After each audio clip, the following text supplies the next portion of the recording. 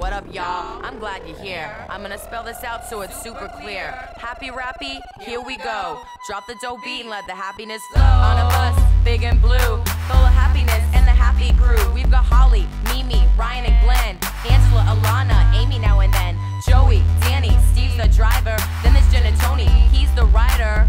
I'm Laura, your MC. Together we bring happiness wherever we be. We're out to inspire and be inspired. We always smile, even when we're tired. Okay, most of the time, let's turn the frown upside down, back to the rhyme. From Vegas, all the way, across the entire USA. Spreading books and smiles as we go, cause we're in the business of happiness, yo. Left Vegas, Boulder bound, the wheels on the bus went round and round. Had a fun field day in the park, there was music, hula hoops, earthworms and art.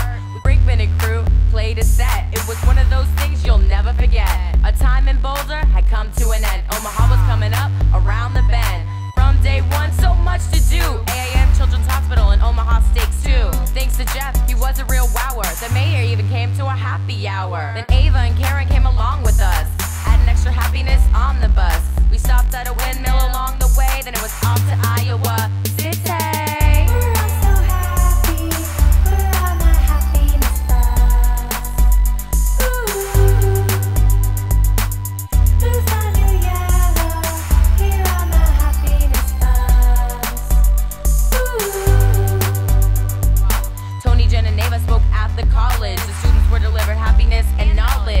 Chicago, time just flew, hung with the M&M Angels crew, ran a max of happiness at Wabash Bash, we bust out a happy signs and hula hoop stash. At another music fest, we met Yuri Lane, his harmonica beatbox was insane. 37 signals rocked off our socks, from the felt on the wall to the awesome talks. The Groupon peeps danced for us, then for the happy crew, it was back on the bus. New York City was a real long way, so we drove through the night and arrived the next day. In New York, straight to Times Square, we delivered a huge load of happiness there. 50 petty cabs brought signs and books. We spread happiness and happy looks. Providence was cool, we cleaned out the bus. Then we went to see some kids and took popsicles with us. The kids were great, the smiles too, but our time here was officially through. This time headed home for a bit, but don't worry, our happiness won't quit. We'll meet up in Boston on the 26th, so you'll be back to getting your happiness fix. So that's pretty much what we've done till now. Keep on smiling, living in the wow. Put your happy face on every single day and spread happiness in every way. Hey, we're all so happy. We're on a happiness bus. Let's all go to the party, hula hoop and drink Bacardi with Laura Lombardi. I'm out. See ya later.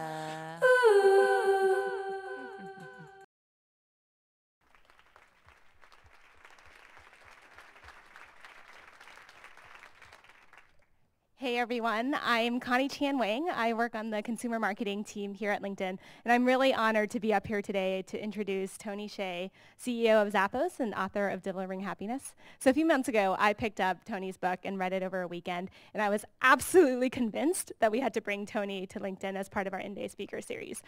So I partnered with Matthew Schaup. Are you here, Matthew? Matthew Schaup, to create a grassroots employee campaign to encourage Tony to come, complete with an ad on LinkedIn with his face on it. Can we show the ad? Yeah. So we actually didn't even have to use this because we pulled in the big guns, Reed, who sealed the deal, and here we are today. Join me in welcoming Tony Hsieh to LinkedIn. Thank you. Thanks.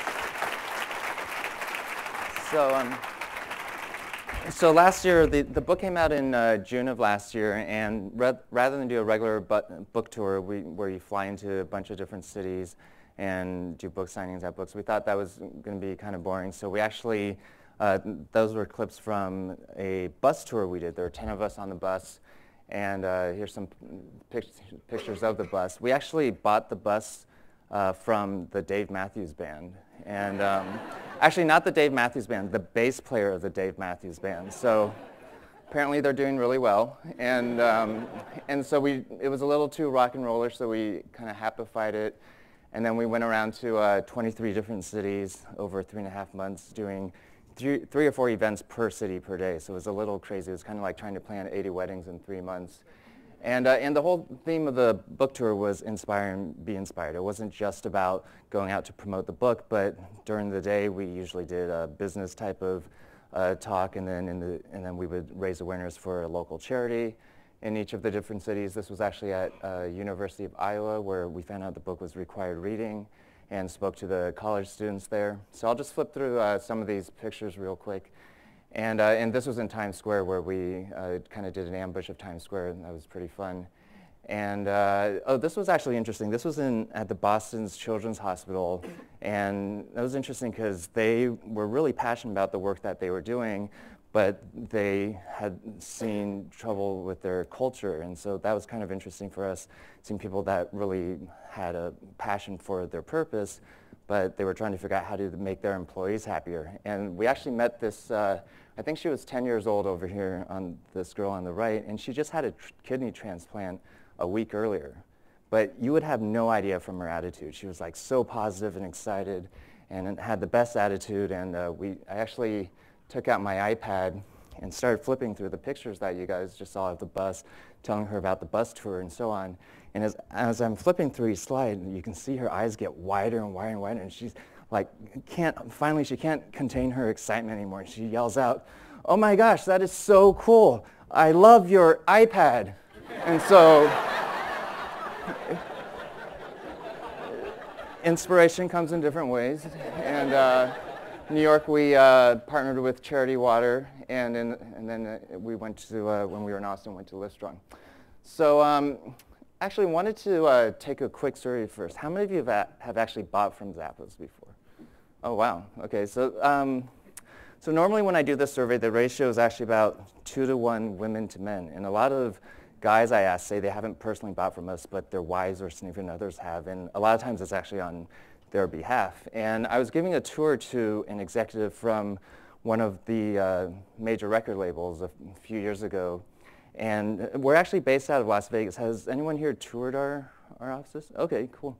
So we actually offer tours to the public Monday through Thursdays, and next time any of you are in Las Vegas, definitely encourage you to come for a tour.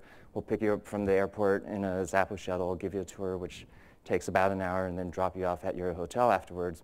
So anyways, we're giving a tour to one of the executives from one of the major record labels, and asked him had he bought from us, and he said no, but he suspected his wife had, because these white boxes would show up on his doorstep, and then they just disappear, and he had no idea what was going on. You know, was she? And he asked her, "Are you exchanging them, returning them, keeping them?" And every time he asked her, she would just flat out refuse to answer him and change the subject. So, anyways, we're going through the ground floor, which is our merchandising department, and then we go upstairs to what we call our customer loyalty team. That's our name for our call center. And we've got this whiteboard there where we have all the different stats, and like how many phone calls we took yesterday, percent we answered in under 20 seconds, and sales through the call center, and so on. And as I'm explaining these stats to him, I turn around and he's disappeared. And I'm like, oh, that's kind of weird. So I kind of backtrack a couple aisles, and then finally I find him. He had gone down, halfway down one of our aisles, sat down next to one of our customer service reps, and forced her to pull up his wife's account.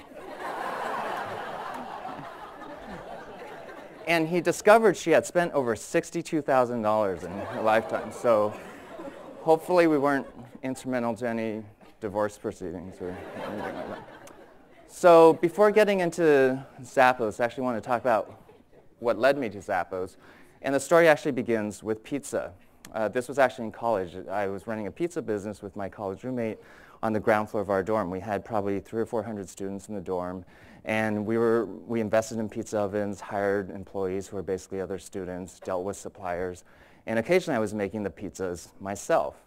And this guy named Alfred, who later on ended up becoming our CFO at Zappos, he would stop by every night, and this is actually how we met. He would stop by every night and order a large pepperoni pizza from me, which wasn't actually that weird because I had heard about Alfred's reputation for eating a lot, and Alfred today is actually with Sequoia Capital here. I had heard about his reputation for eating a lot, and he had nicknames like Human Trash Compactor, Monster, and so on. And later on when we became friends, I actually personally witnessed this myself. There'd be 10 of us late night at a Chinese restaurant somewhere, and he would literally finish everyone's leftovers. So not that weird. He would order a large pepperoni pizza, but then sometimes a few hours later, he'd come back and order another large pepperoni pizza from me. I was thinking, oh, maybe he skipped breakfast or has to pull an all-nighter tonight or something. Well, I found out several years later, Alfred was taking the pizzas upstairs and selling them off by the slice. So that's why he became our CFO at Zappos after this. So that was the pizza business. And then same roommate I was running it with, his name is Sanjay, we started an internet company called Link Exchange back in 1996 during the early dot-com boom. And we grew that to about 100 or so people and then ended up selling the company to Microsoft 2.5 years later. But what a lot of people don't know is the real reason why we ended up selling the company. And the real reason is because it just ended up not being a fun place to work at anymore, and the company culture went completely downhill. I remember when it was just 5 or 10 of us, it was actually a lot of fun. It was your typical dot-com startup. We were working around the clock, sleeping under our desks, had no idea what day of the week it was, but it was really exciting as we started growing. And as we started growing, we started hiring friends and friends of friends. And I remember there was one friend of mine that was on this cross-country road trip from New York to the Bay Area, and we were based out of San Mateo at the time, working out of our apartment. We needed a little extra help for the weekend, and then that became a week, and then 2 weeks, and then he ended up joining the company full-time. So this whole strategy of hiring friends and friends of friends worked really well for us until we got to about 20 people. And then we ran into a major problem. And the problem was that we basically ran out of friends. So then we had to figure out how do we hire people based on resumes and interviews, which we'd never done before. And so learned a lot through trial and error, and I think did a pretty decent job in terms of hiring people with the right skill sets and experiences, but we just didn't know any better to pay attention to company culture. And a lot of the people we hired weren't good for our culture. And so by the time we got to 100 people, I myself dreaded getting out of bed to go to my own company, which is definitely a weird feeling. And I was thinking, if I felt that way, how must all the other employees feel? So that's really what led us to sell the company. And shortly after the sale, I left. Sanjay, the other co-founder, left. In fact, most of the early employees all left within a few months. As it turned out, we got super lucky with the timing. It was during that first dot-com boom, and so it worked out well financially, and I was in the position of thinking, okay, what do I really want to do with my life now? And decided to get into investing, because I thought that'd be interesting to get involved in a whole bunch of different internet companies, and ended up investing in about 20 or so different internet companies, and Zappos just happened to be one of them. But over the course of a year, I realized that for me, investing was actually kind of boring. I felt like I was sitting on the sidelines, and I really missed being a part of building something. So within a year, I ended up joining Zappos full-time, and been with Zappos ever since. Many of you probably have heard it was about 2 years ago that Amazon acquired Zappos, but it's actually very different from most acquisitions that Amazon has done and continues to do. In most of their other acquisitions, the plan is to integrate the company being acquired into the parent company, and then over time the original company kind of loses its identity and joins the mothership. Whereas for us, it was actually a prerequisite. We told them we'd only consider doing the deal if Zappos could remain independent, if they would leave us alone and we could continue to grow the Zappos brand, our culture, and our way of doing business our way. So from our point of view, it's basically as if we swapped out our board of directors with a new one. So instead of flying to San Francisco once a quarter for a board meeting, I now fly to Seattle once a quarter for a 2-hour meeting. That's the extent of my interaction with Amazon. And happy to report more than 2 years later, they've remained totally true to their word. So most people, when they think of Zappos, think shoes, because that's how we started. But internally, we actually have a saying that we're a service company that just happens to sell shoes.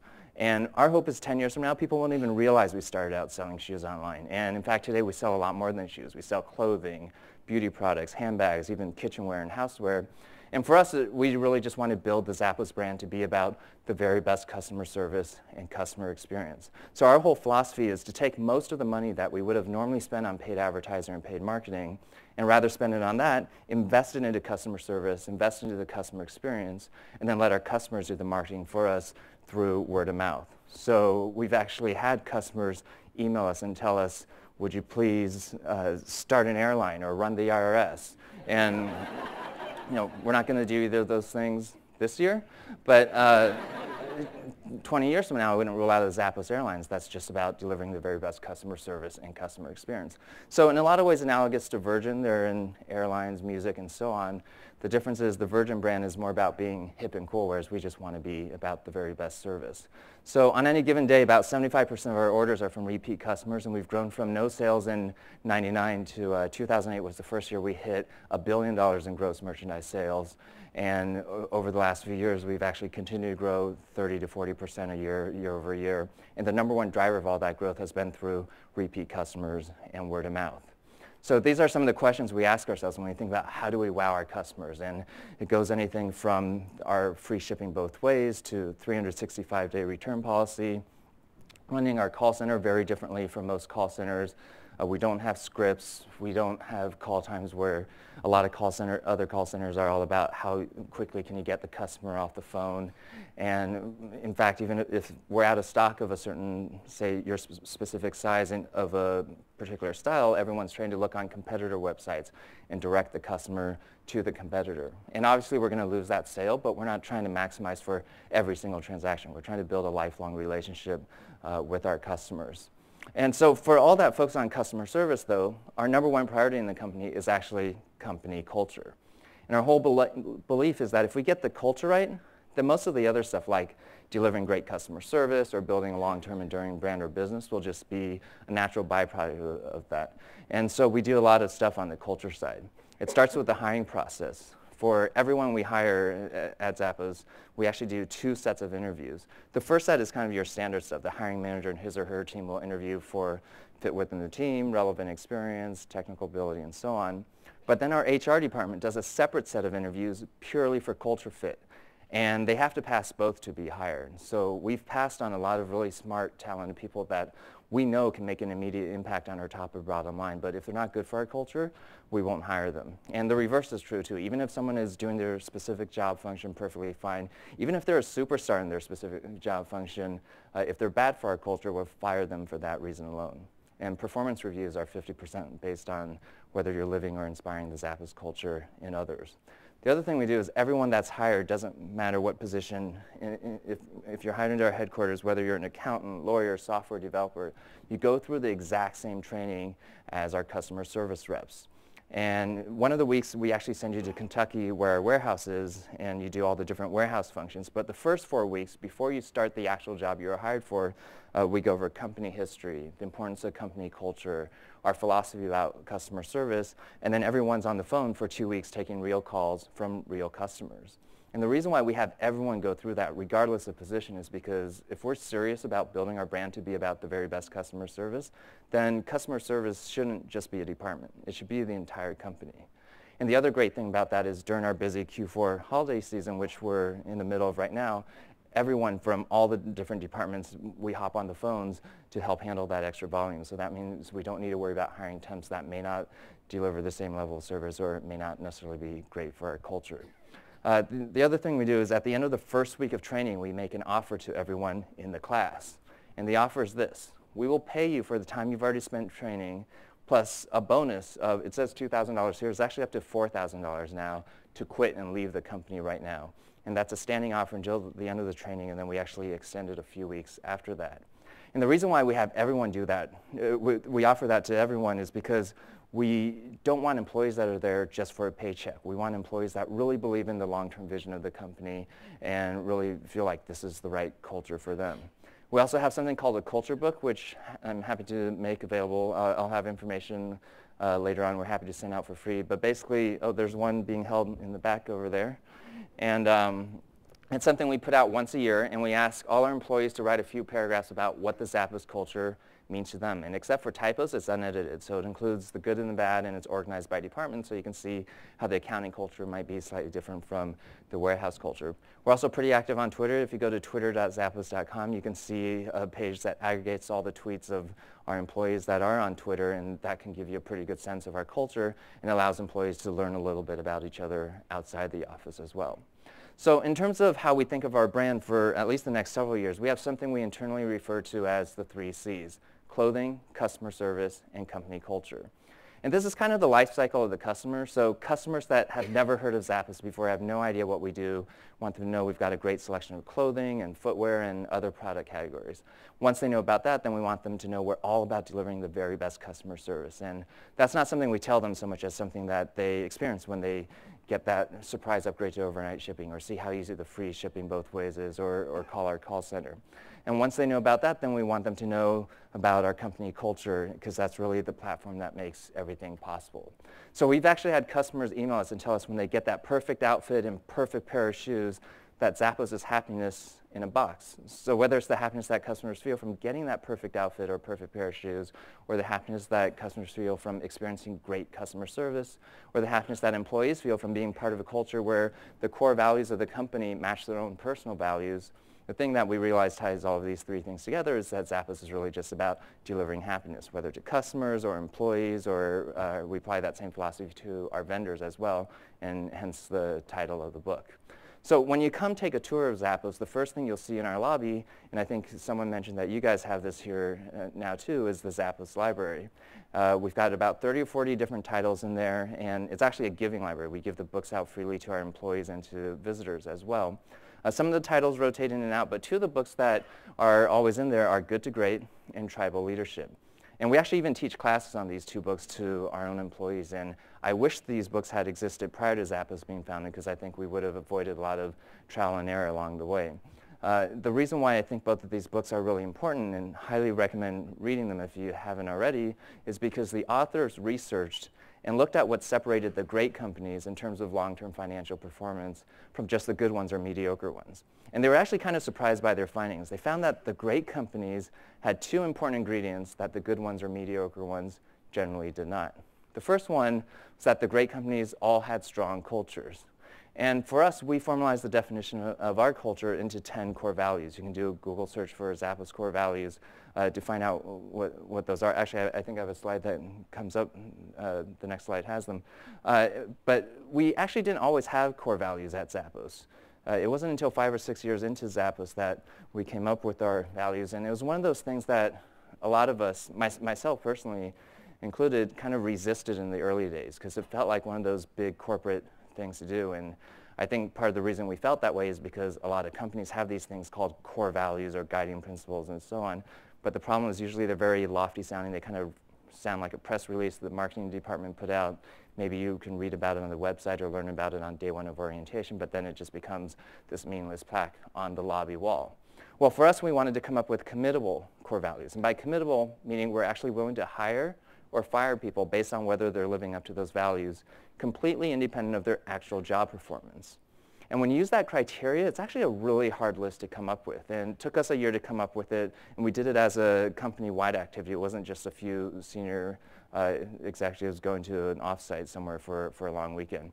And we finally came up with this list of 10 core values. The one that probably trips us up the most during the hiring process is this last one, be humble.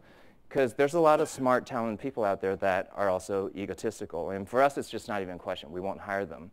But at a lot of other companies, the conversation might be, well, this person is kind of annoying and might rub you the wrong way, but he's going to add a lot of value, and therefore we should hire that person.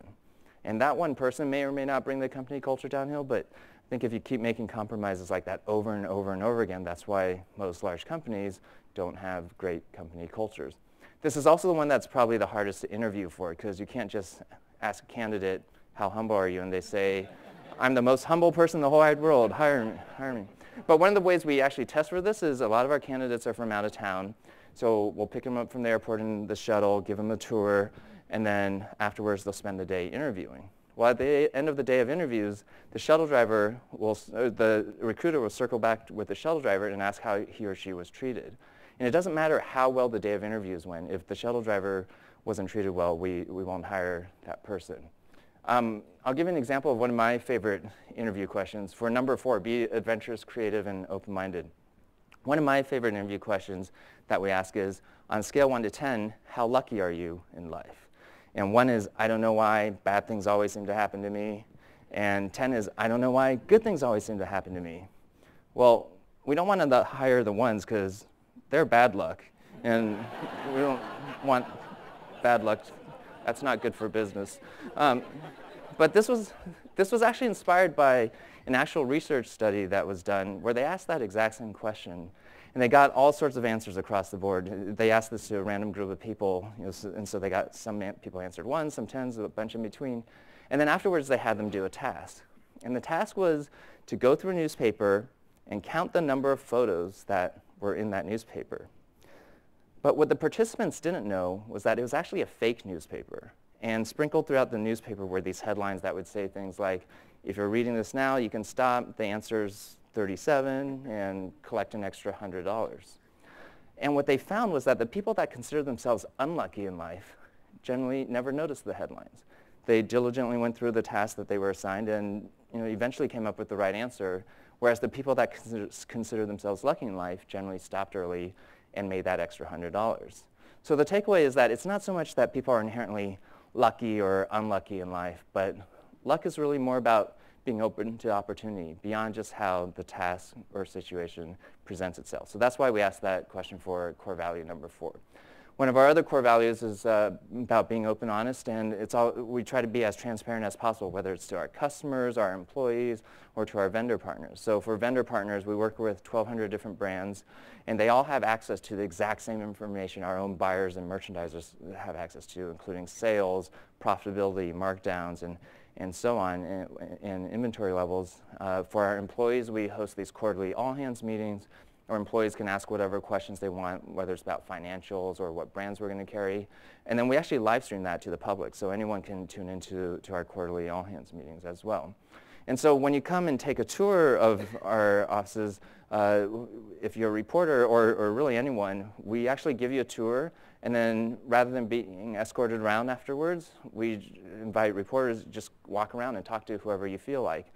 And the reason we're comfortable doing that is because we know our employees all understand the long-term vision of the company, and we know we've hired employees whose personal values match the corporate values. So every employee is just automatically living the brand. And we don't do media training or PR training, and so if a reporter talks to 10 random employees, she's not going to get the exact same sound bites or phrases, but what she will find is authenticity in the interactions and consistency in their attitudes. And so that's why we're comfortable with reporters or job candidates or really anyone going around and talking to whoever they feel like. One of the other things that you'll see in our offices is they're definitely not your typical corporate offices. There's decorations all over the place, and employees are always changing how their cubicles or rows are decorated. And then a few years ago, one of the employees came up with an idea of having these random parades. So now there's like 20 or 30 random people will get together, come up with a theme. Like in October, they all dressed in lederhosen, went around handing out sausages and doing the chicken dance, which was weird. And so one of the reactions we get sometimes from people is, okay, happy for you, Zappos. You've got this great company culture, made the Fortune 100 Best Companies to Work For list 3 years in a row, but the stuff you're talking about would never work at my company. And what I found really interesting about the research they did at Good to Great and Good to Great in Tribal Leadership was that they found out that it actually doesn't matter what your values are. What matters is that you have them and you align the entire organization around them. And the power comes from the alignment. So we're not out there trying to tell other companies that they should adopt the Zappos culture or values, because in most cases that would probably be the wrong decision. But what we are saying is that you should actually have values, and not just stated values, but values that you commit to, and by committing to, meaning you're willing to hire or fire based on independent of actual job performance. So I'm going to make this presentation available, but as another example of transparency, we actually have a separate website called zapposinsights.com where there's anything from a monthly video subscription service to these 1-day and 2-day seminars where companies from all over the world fly in, and we help them figure out their personal values and map those to values that are right for their company. And one of the stories in there was from the Atlanta Refrigeration Company. They're based in Atlanta, Georgia, and they do refrigeration repairs out in the field. And so in some ways, you can't think of a more opposite company or industry than Zappos. And it was pretty cool because they went through and then afterwards really focused on company culture and customer service. And in a relatively short period of time, reported back that not only are customers happier, and not only are employees happier, they even sent us before and after pictures of their offices, but their revenues and profits are up in a down economy doing refrigeration repairs. So for us, it's just been pretty exciting to see this whole concept of happiness as a business model being applied and work in other companies and in other industries. So going back to the research from Good to Great and Tribal Leadership, said the authors found there were two important ingredients that separated the great companies from just the good ones in terms of long-term financial performance. The first one was that the great companies all had strong cultures. The second one I actually found really counterintuitive. The second ingredient they found was that the great companies all had a vision that had a higher purpose beyond just money or profits or being number one in a market or beating the competition. And kind of the irony in that is by having a higher purpose that wasn't about profits, it actually enabled these companies to generate more profits than their peers. So sometimes at entrepreneur conferences, I might get approached by someone that asks me, oh, what's a great market to go into where I can make a lot of money? And my advice to them is rather than have money be your primary motivator, think about what would you be so passionate about doing that you'd be happy doing it for 10 years, even if you never made any money from it. And that's what you should be doing. And the funny thing is if you actually do that, then it'll actually greatly increase your chances of making more money because your passion is what's going to get you through the tough times. And every business has its ups and downs, and your passion is going to rub off onto employees and then have this ripple effect onto customers and your business partners and so on. So I like to say chase the vision, not the money. There was a movie called Notorious that came out a few years ago. Did anyone in this room see this movie? Oh, this is actually, I think, the biggest percentage of it. I think it only lasted a week in the movie theater, and I thought I was the only one that saw it. But in this very important movie, Sean Combs, also known as Puff Daddy, says to rapper Biggie Smalls, also known as Notorious B.I.G., "Don't chase the paper, chase the dream."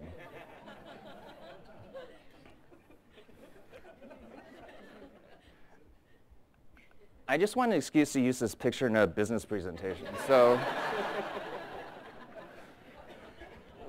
if you're an entrepreneur, or thinking about becoming one, think about what would you be so passionate about doing that you'd be happy doing it for 10 years, even if you never made any money from it. And if you have employees that report to you, and think about what's the larger vision and greater purpose in their work beyond just money or profits or being number one in a market. And there's a lot of consultants and books that talk about how to motivate employees. And they work up to a certain extent, like you can motivate employees through incentives. And a lot of sales teams are structured that way. If you do X, then I'll give you Y. You can motivate employees through recognition. But what we kind of discovered through the years at Zappos is that there's a huge, huge difference between motivation and inspiration. And if you can inspire your employees through a vision that has a higher purpose, beyond just money or profits or being number one in market, and if you can inspire your employees by having values, not just stated values, but actually practice values that match their own personal values, then you can accomplish so much more. You don't really need to worry about the motivation part of it. It just kind of takes care of itself. So this is the evolution of our brand at Zappos and how we thought of our brand. It started out with just wanting to be the market leader in shoes, and then went on to focus on, actually about 4 years into it was when we all kind of sat around one day and asked ourselves, what do we want to be when we grow up? Do we want to be about shoes, or do we want to be about something more meaningful? And that's when we decided, okay, let's actually build the Zappos brand to be about the very best customer service and customer experience.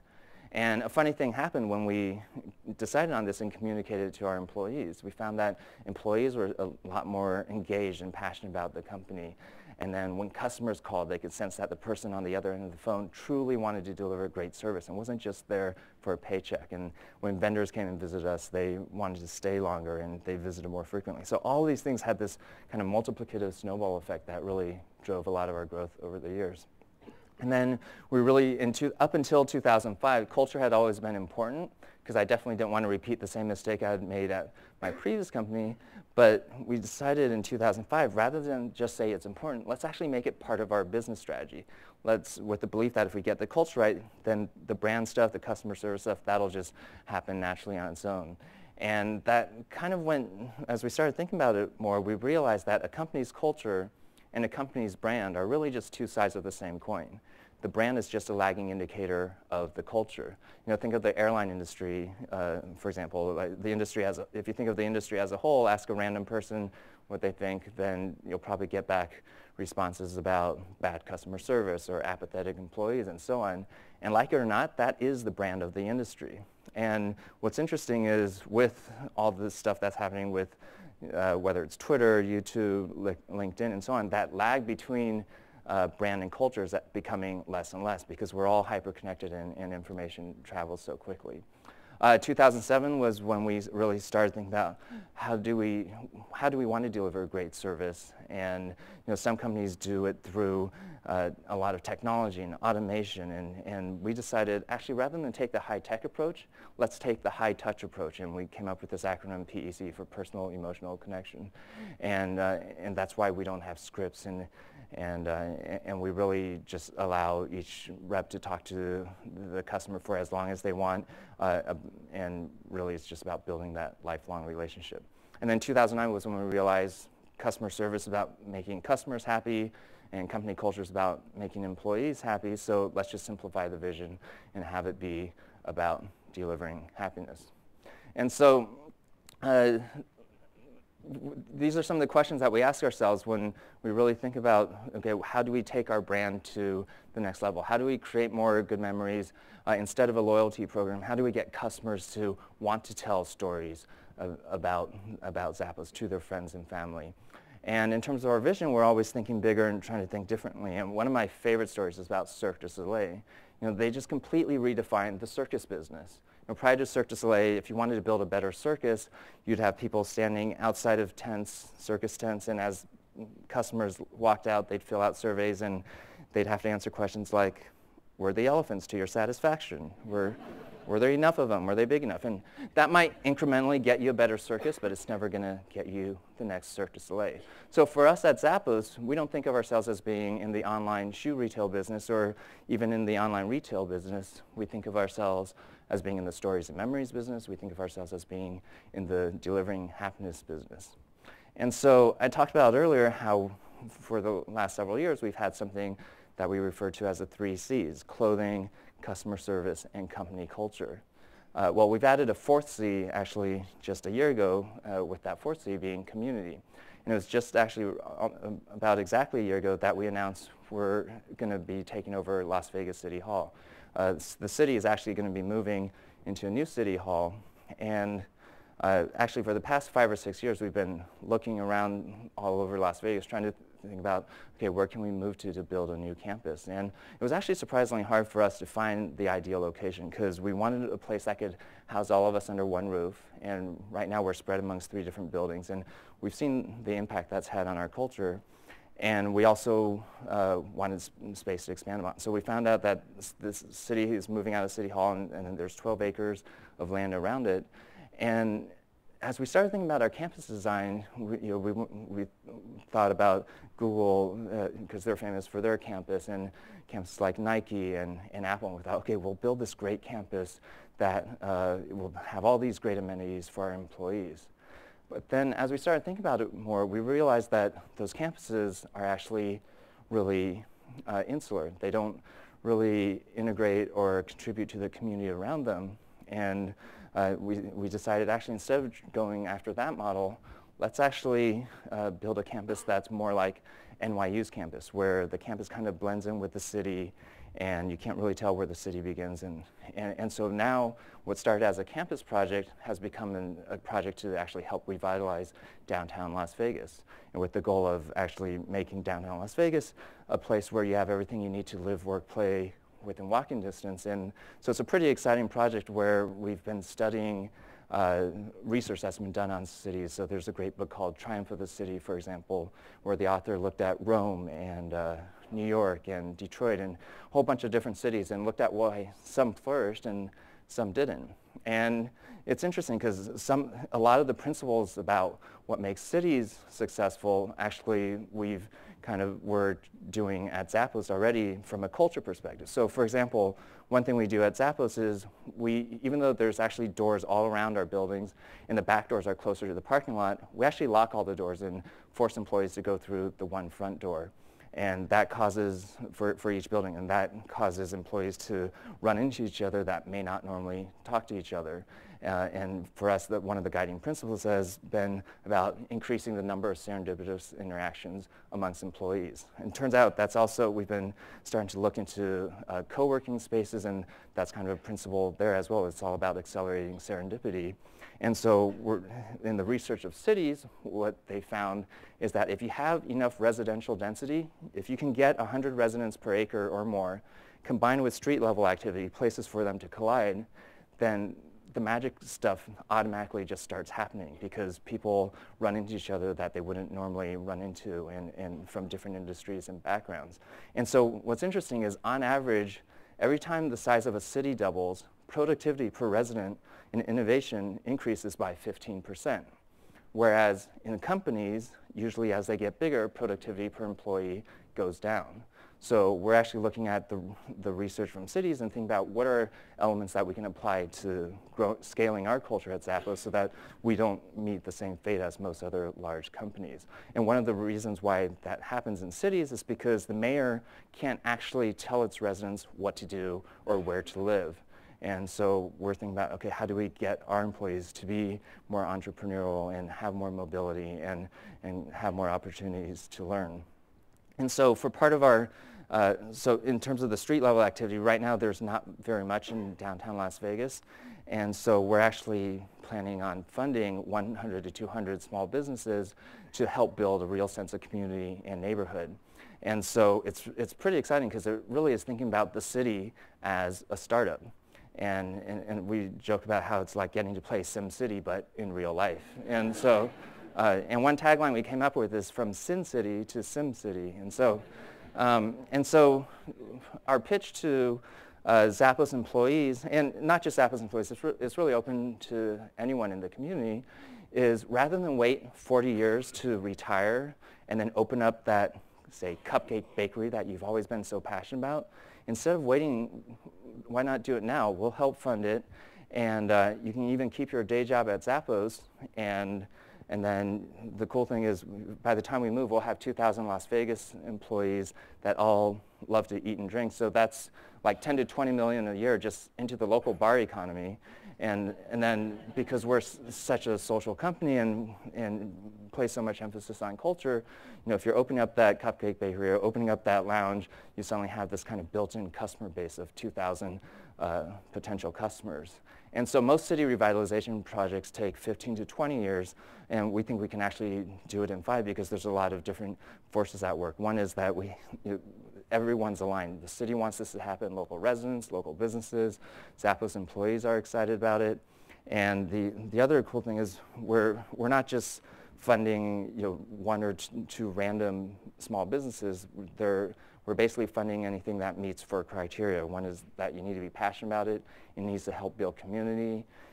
We need confidence in your ability to execute, and it needs to be self-sustainable in the long term. And then there's also interesting things on the building perspective in terms of building residential, because in Vegas land is actually cheap enough where it makes sense, it makes more economic sense to build out than to build up. But the problem with building out is that you can't get to that residential density of 100 residents per acre. And so no developer is going to do a project like that because they're maximizing for ROI, whereas we're maximizing for ROC, with the C being community. And so very rough numbers in terms of what we're planning on spending is we're going to invest $50 million into these small businesses that are all about building neighborhood and community, $50 million into funding tech startups in the area, and the tech startup scene there has actually gone from, it was literally non-existent at the beginning of this year, and now just in the past 2 months there's been 5 companies that have moved from other states to be part of the tech scene. Probably $100 million on land acquisition, $100 million on building residential and building up so we can get to that residential density, and then $50 million on education. So it's a $350 million at least project, and it's just pretty exciting. And for us, it's helped us to go from being focused inwardly on culture to being focused outwardly on the ecosystem, on community, which ultimately is going to help our culture and help our employees, because now suddenly all these bakeries and coffee shops and bars are extended conference rooms, and employees will run into each other 24/7, not just inside the office. So that's kind of our long-term plan for taking our culture and the company to the next level. So I have this last section here, but I think I may actually skip it to if there are any questions, or we can do a few questions, and then I could wrap it here if anyone has questions, because we've got about 10 minutes left. Yep. Yeah. So I think one thing about company culture is that there's really big diseconomies to scale to it, and I think it's a huge challenge for LinkedIn as we're growing so fast. What are some huge companies, Fortune 100 companies, that you really look to as models for company culture?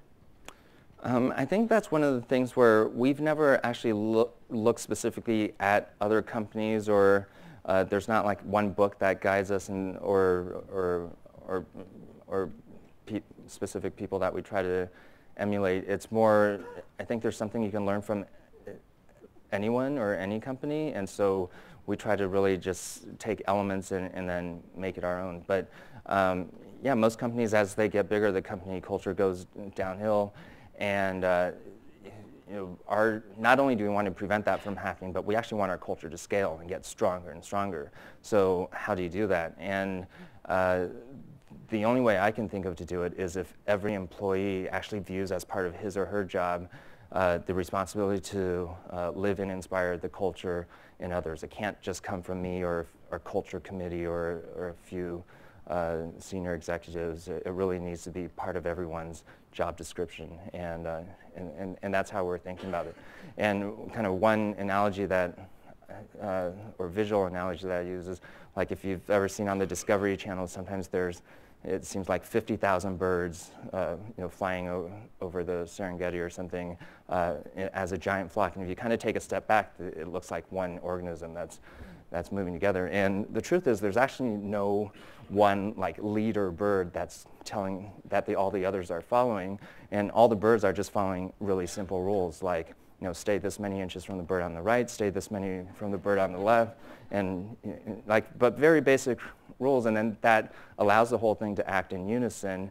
And for us, the analogous thing of that is really our core values. That's if you think of the values as part of the DNA of the company, just like the birds have their own DNA, then that allows us to scale from whether it's a flock of 50 birds or 50,000 birds. Same thing for taking our culture and scaling that. Hi, Tony. Just one question about the core values that you'd mentioned in your previously. Can you think of any specific examples where you've actually hired or fired somebody within the company based off of those core values? Yeah, I mean, we actually had a QA manager position that we'd spent a year trying to fill, and finally found the right candidate in terms of skill sets and experiences. He was living in LA and moved to Vegas. We paid for the relocation, and then went through that customer service training first. And within the first few days, it was pretty clear that he felt that customer service was beneath him, and so we actually ended up letting him go and paying for his relocation back to LA, even though he hadn't even started the actual job he was hired to do. Thanks for coming. It sounds like you are kind of leading an idyllic, kind of company life, and sounds amazing. What are some of the challenges you guys run into day to day? I think some of the challenges are, especially for people fresh out of college, there's some small percentage of them that feel like it's just Disneyland all the time, and so at the end of the day, we're still a business, and so work needs to get done, and so most of the time, that's something where some coaching from the manager can fix. But I would say one of the other challenges, this is both with customers and employees, is we're always trying to wow our customers and wow our employees, and so what used to be a wow ends up becoming an expectation or a feeling of entitlement. So how do we, for customers, 10 years ago, free shipping was this amazing thing. Now a lot of people do it. So how can we what are things we can do to take that to the next level. And then, yeah, with employees, there are definitely things where, for example, we used to surprise them with happy hours every time we hit a record day. Now it's become more of an expectation. So I don't know exactly.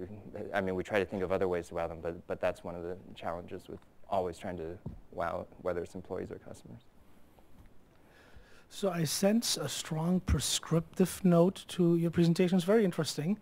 A strong prescriptive note. This is what we've distilled our learning into.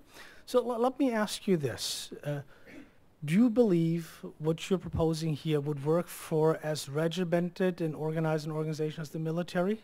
Why or why not? I don't know enough about the military, but what we know is what's worked for us at Zappos, and then I think both of those books are valuable to read because that's what they found through research that has worked at other companies. And so we're trying to kind of overlay the two. I think with the military, I'm guessing it's a lot more command and control, which, in certain circumstances makes more sense. But But is that an antithesis to what you were saying? I really don't know enough about the military, but I guess my understanding of the Marines, for example, is it's a very strong culture, and so that's not necessarily unaligned with the message here. Hi, I was actually kind of curious why you chose to stick with Zappos. When you were investing, you said you had multiple different companies that you were a part of, but then you decided to fully commit to Zappos and be a part of it. What struck your interest for why you wanted to commit to Zappos and not only back it with financially, but with your time and motivation and inspiration? It was a combination of it being the most interesting and it was growing and just really liked the people there. And for me, since I had sold my previous company, I was in the position of not having to work if I didn't have to. And so I was thinking, well, if I'm going to go in an office every day, it better be with people I enjoy being around, that I would choose to be around even if we weren't in business together. And so I guess originally part of it was just purely selfish, and it turned out to be a happy accident that, and I interviewed everyone, and a few other people also interviewed everyone in the early days, just because our criteria was, would I want to go grab a beer with this person? And if the answer was yes, then if the answer was no, then it was definitely we do not want to hire that person. And yeah, it just turned out, I don't think Good to Great existed at that time, but turned out that's, companies with strong cultures actually do better as well. So you chose it because of the strong culture and the personality of everybody involved? Is that yeah, it was people that I enjoyed hanging around with, and so wanted to spend more time with anyways. Thank you. Hi, Tony. So it's been great to hear how you've been able to connect the dots on, delivering happiness not just to customers, but also Las Vegas and your own employees. I'm curious if there's any thoughts on delivering happiness to the laborers that make the products that you guys are selling. You mean specifically in terms of the shoes and the clothing? That's not something that I personally know too much detail about. I know that we do have a China office, and for the China office where there actually are employees, we actually go through the same core values and focus on culture, which I guess is just a totally foreign concept in China. But in terms of the actual manufacturers, I personally don't actually know too much about that. Hi there, thanks for coming, great speech. Question about the relationship with the parent company. I think it's a great thing that they resisted the temptation of messing with your culture and changing it. From an operational standpoint, did you integrate kind of the warehouses and all those kind of back-end systems with them, or is with it Amazon? Yeah. Yeah. So what we agreed on was actually we actually just completed integrating with their warehouse management system. and that was the agreement that we had come up with before, was that we would actually get to the point where we could share inventory and get efficiencies that way. So we actually, at this point, we can actually now tap into Amazon's inventory, and actually not just in shoes and clothing, but we can, in theory, tap into their entire warehouse network and sell them on whether Zappos.com or our sister website, 6pm.com, or even open up a almost Amazon competitor. And so that's been a nice efficiency we've gained. And does the way you manage the warehouses differ? Just going back to the culture point. Yeah, our warehouse, the way we manage our warehouse employees is very different from Amazon's. If you go and visit our warehouse, and we offer tours in Kentucky where our warehouse is, it's very clear it's a Zappos warehouse if you compare it to other warehouses. Like employees karaoke at lunchtime, and that's not normal. So. Hey Tony, just another question. So I guess I wanted to ask you on a scale of like 1 to 10, 10 being the luckiest, like how lucky do you think you are? And second question is like, where do you get these core values from? Like to be humble, like where does that stem from? Does it stem from like, your background, just like the way you were raised, or do you guys just sit in the office, like discuss, like let's get these 10 core values, like where do these values come from? I would put myself at a, I don't know, 8.5 or 9. And in terms of the values, they actually came from employees. Basically, I sent an email out to everyone and asked everyone what should our values be. Got a whole bunch of different responses.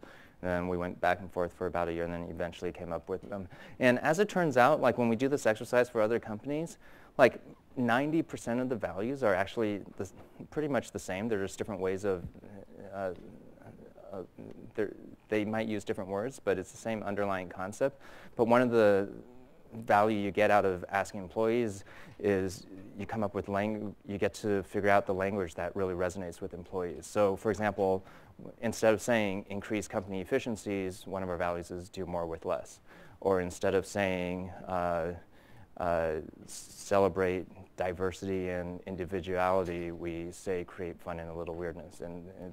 And our belief is everyone's a little weird somehow, so yeah, and so the tougher exercise is actually figuring out your own personal values, because that's something that most people, myself included, just never really thought of. And it's easy to think of the major things like don't kill people and stuff like that. But there's actually, so some of the exercises we lead people through are, like if you think of your exes, for example, or ex-wives or ex-girlfriends or whatever, like at one point you liked them.